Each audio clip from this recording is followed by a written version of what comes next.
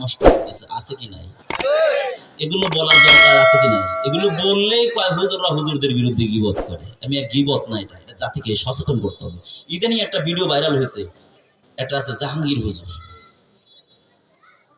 SSC পরীক্ষার্থী কয়েকজন যুবকদেরকে নিয়ে মাজারে নিয়ে বলছে, খাজা বাবা মাছ ভান্ডারী তোমার কাছে নজরানা, তোমার কাছে মাফ চাই। এই যে কয়েকজন যুবক নিয়ে আসছি, ওরা সামনে এসএসসি পরীক্ষার্থী, ওদের ইমতিহানে কামিয়াব করেগা, ওদেরকে ইমতিহানে কি করবা, পরীক্ষায় পাশ করায় দিও। বলেন এই মরা বেড়া কি পাশ করায় দেওয়ার ক্ষমতা রাখে? কথা বলে না। চাইবে কার কাছে? এই চাইবে তো কার কাছে চাইবে? আল্লাহ তাআলা সূরা ফাতিহার মধ্যে জানিয়ে দেন, ইয়াকা না'বুদু ওয়া ইয়াকা নাস্তাঈন।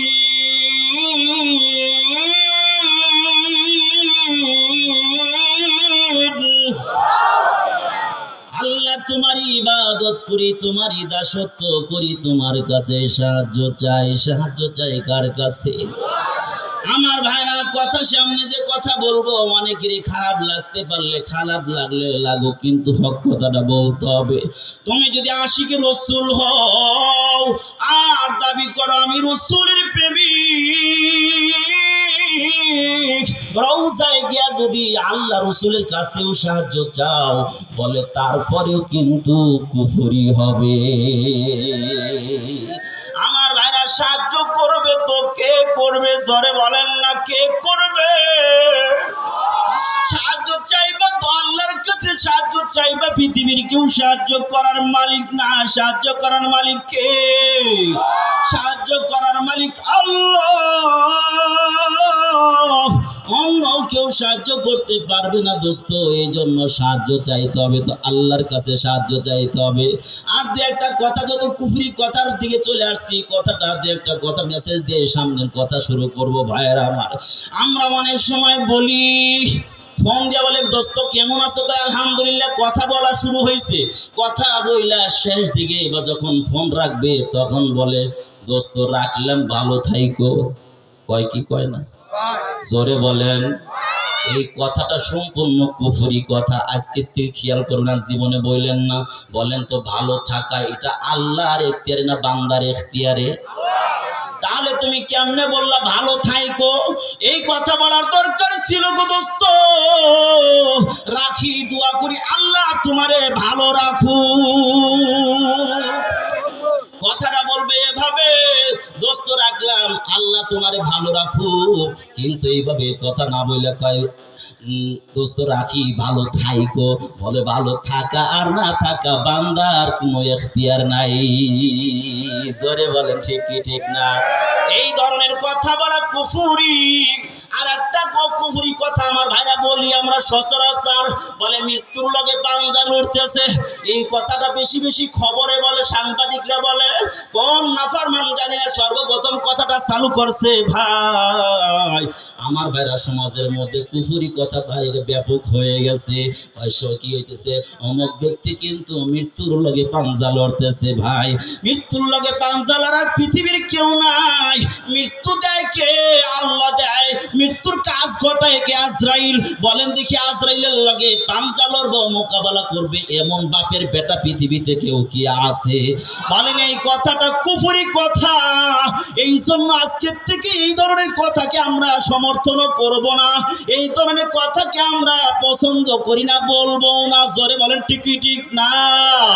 আমার ভাইরা, এই কথাগুলো বুঝতে হইলে, ঈমান আমলকে বাঁচাইতে হইলে কোরআনের কোনো বিকল্প নাই। আল্লাহ তাআলা এই জন্য সূরা রহমানের মধ্যে জানায় দেন, আর রহমান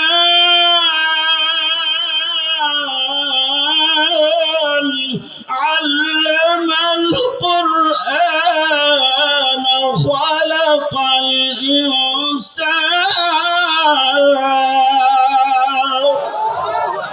আল্লাহ পাক বলেন আমি দয়াময়। বান্দা তুই কি করবি? আমার কোরআন শিখবি। আমি মানুষ বানাইছি, ভাব অর্থ বললাম ভাইরা। আল্লাহ বলেন কোরআন শিখার কথা, এরপরে বলেন মানুষ বানানোর কথা। খলাকাল ইনসান আল্লামাল কোরআন খলাকাল ইনসান। আগে মানুষকে কোরআন শিখার কথা বলছেন, পরে মানুষকে বানানোর কথা বলছেন। আমার দোস্তরা, আগে মানুষ বানাইতে হয়, হাঁটি হাঁটি পা পা করে বড় হবে, এরপরে আল্লাহর কালাম শিখবে। জোরে বলেন ঠিক কি ঠিক না? আল্লাহ বুঝাইতে চায় বান্দা, আমি যে কোরআন নাজিল করেছি তোর জন্মের আগেই কোরআন দরকার। কারণ যখন তুই কোথার মার গর্ভে আসবি, কথা বলে আপনার তো সামনে কথা বলিস, আরে বস হয়ে দিয়ে আমার নজর যত যাবে, হাঁটাহাঁটি করলে সমস্যা না। আপনাদের সমস্যা হইতেছে নাকি? দেখ মাশাআল্লাহ, আপনাদের যদি সমস্যা না হয় তাহলে আমার সমস্যা নিয়েই চলি। আল্লাহু আকবার। আপনারা কিন্তু ফাঁকি দিতেছেন। কি ফাঁকি দিতেছেন? আমার লগে তাল মিলাইতেছেন। একটু জোরে বলেন আল্লাহু আকবার। আল্লাহু আকবার। খুশি করবেন কাকে? আল্লাহু আকবার বললে রাজি হবেন কে? আল্লাহু আকবার একবার বললে কি ফায়দা? কিছু হবে একটা।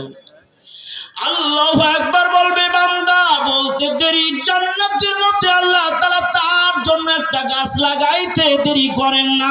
কত বড় গাছ, কত বড় গাছ, কত বড় গাছ দোস্ত, এত বড় গাছ। বলে তেজ রফতার ঘোড়া 500 বছর চলবে, তারপরে গাছের ছায়া অতিক্রম করতে পারবে না। আমার ভাইরা, আমি আপনার যখন মাতৃ উদরে আসলাম,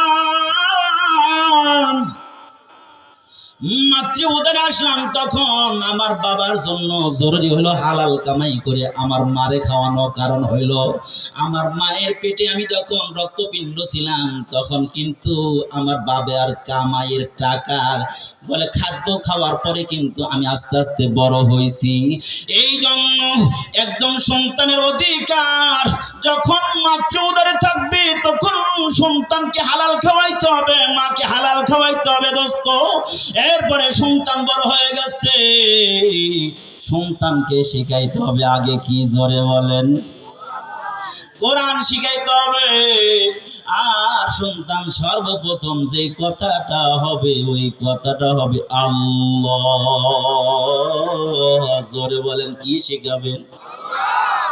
আমার ভাইয়েরা, কোন বান্দা যদি কোরআন শেখে, কোন বান্দা যদি সুন্নাহ শেখে,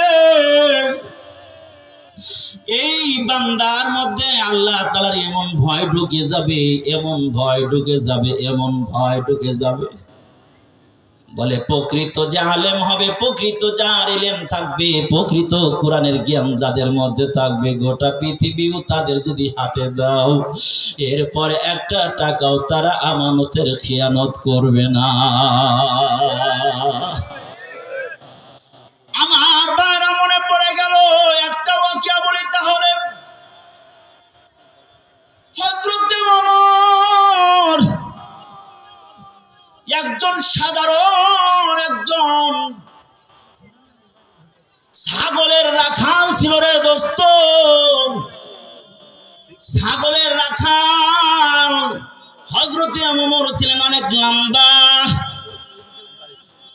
ছাগল চড়াইতে গেছে আর বসে আছে, হঠাৎ করে উঠে পেশাব করছে।